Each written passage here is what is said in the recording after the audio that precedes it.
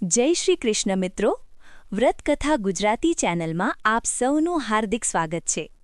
આજે આપણે એક એવી એકાદશી વિશે વાત કરીશું જે મનુષ્યના જન્મોજન્મના પાપોને ધોઈ નાખે છે અને સુખ સમૃદ્ધિનો માર્ગ મોકળો કરે છે। આ પવિત્ર તિથિ છે શટીલા એકાદશી। વર્ષ 2026માં શટીલા એકાદશી 14 જાન્યુઆરી બુધવારના રોજ ઉજવવામાં આવશે। હિન્દુ ધર્મગ્રંથો મુજબ આ દિવસે તલ એટલે કે સેસમેનું વિશેષ મહત્વ છે। શટ એટલે 6 અને તિલા એટલે તલ।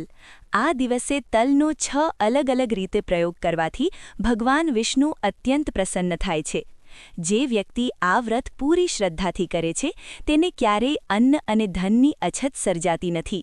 તો ચાલો આજના આ ખાસ વિડીયોમાં આપણે શટીલા એકાદશીની પૌરાણિક કથા, પૂજાવિધિ અને વ્રતના કડક નિયમો વિશે વિગતવાર જાણીએ। શટીલા એકાદશીનું મહત્વ સમજવા માટે તેની પૌરાણિક કથા સાંભળવી ખૂબ જરૂરી છે। પ્રાચીન કાળમાં એક બ્રાહ્મણી હતી જે ભગવાન વિષ્ણુની પરમ ભક્ત હતી।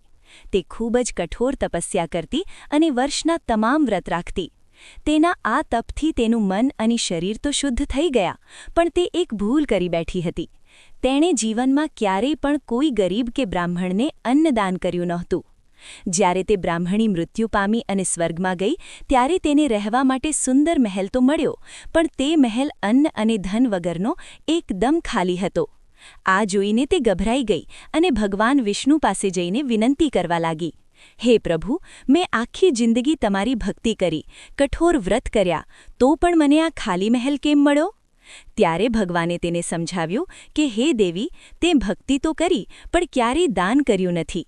અન્નદાન વગર તૃપ્તિ શક્ય નથી। હવે તારા આ ખાલી મહેલને ભરવા માટે તારે દેવકન્યાઓ પાસેથી શટીલા એકાદશીનું મહાત્મ્ય સાંભળવું પડશે અને આ વ્રત કરવું પડશે।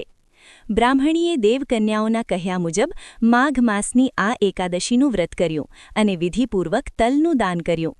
આ વ્રતના પ્રભાવથી તેનું ઘર અન્ન અને ધનથી ભરાઈ ગયું।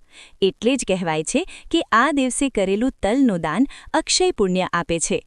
હવે જાણીએ આ વ્રતના ખાસ નિયમો વિશે, જેનું પાલન કર્યા વગર વ્રત અધૂરું માનવામાં આવે છે। સૌથી પહેલો અને મુખ્ય નિયમ છે તલનો 6 પ્રકારે પ્રયોગ। આ દિવસે તમારે તલના પાણીથી સ્નાન કરવું, શરીરે તલનું ઉબટન લગાડવું, તલ મિશ્રિત પાણીથી પિતૃઓનું તર્પણ કરવું, પૂજામાં તલથી આહુતિ આપવી, તલનું દાન કરવું અને ફરાળમાં તલનો ભોજન લેવું। બીજો નિયમ ખોરાક વિશે છે। એકાદશીના દિવસે ચોખા એટલે કે ભાત ખાવા એ શાસ્ત્રોમાં નિષેધ માનવામાં આવ્યા છે। આ દિવસે વ્રત કરનારે સંપૂર્ણ બ્રહ્મચર્યનું પાલન કરવું જોઈએ અને ક્રોધ કે લોભથી દૂર રહેવું જોઈએ। મનમાં સતત ભગવાન વિષ્ણુનું સ્મરણ રાખવું અને રાત્રિના સમયે જાગરણ કરવું પણ અત્યંત ફલદાયી માનવામાં આવે છે। ચાલો હવે જાણીએ શટીલા એકાદશીની પૂજા કેવી રીતે કરવી। સવારે સૂર્યોદય પહેલાં ઉઠી સ્નાનના પાણીમાં થોડા તલ નાખીને સ્નાન કરો। ત્યારબાદ સ્વચ્છ પીળા વસ્ત્રો ધારણ કરો। તમારા પૂજા સ્થાનમાં ભગવાન વિષ્ણુની મૂર્તિ કે છબી સામે ઘીનો દીવો પ્રગટાવો। ભગવાનને પંચામૃતથી સ્નાન કરાવો અને પીળા ફૂલો અર્પણ કરો। પૂજામાં ખાસ કરીને તલના લાડુ અથવા તલ અને ગોળની મીઠાઈનો ભોગ ધરાવો। તુલસીના પાન વગર ભગવાન વિષ્ણુ ભોગ સ્વીકારતા નથી, એટલે તુલસીપત્ર જરૂર રાખજો। ત્યારબાદ શટીલા એકાદશીની વ્રત કથા વાંચો અથવા સાંભળો। પૂજાના અંતમાં ઓમ નમો ભગવતે વાસુદેવાય મંત્રની માળા કરો અને વિષ્ણુ સહસ્ત્રનામનો પાઠ કરો। સાંજે ફરીથી આરતી કરી ફરાળમાં તલના લાડુ અથવા ફળનો ઉપયોગ કરો। મિત્રો, શટીલા એકાદશીના બીજા દિવસે એટલે કે બારસના દિવસે પૂજા કર્યા પછી કોઈ જરૂરિયાતમંદ વ્યક્તિને અન્ન, વસ્ત્ર અને ખાસ કરીને તલનું દાન જરૂર કરજો। દાન આપ્યા પછી જ પારણા કરીને વ્રત ખોલવું જોઈએ।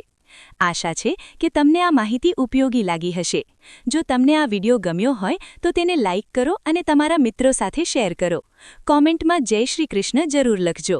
આવી જ બીજી વ્રત કથાઓ માટે અમારી ચેનલ વ્રતકથા ગુજરાતીને સબસ્ક્રાઇબ કરો। ભગવાન વિષ્ણુ આપ સૌનું કલ્યાણ કરે। ધન્યવાદ।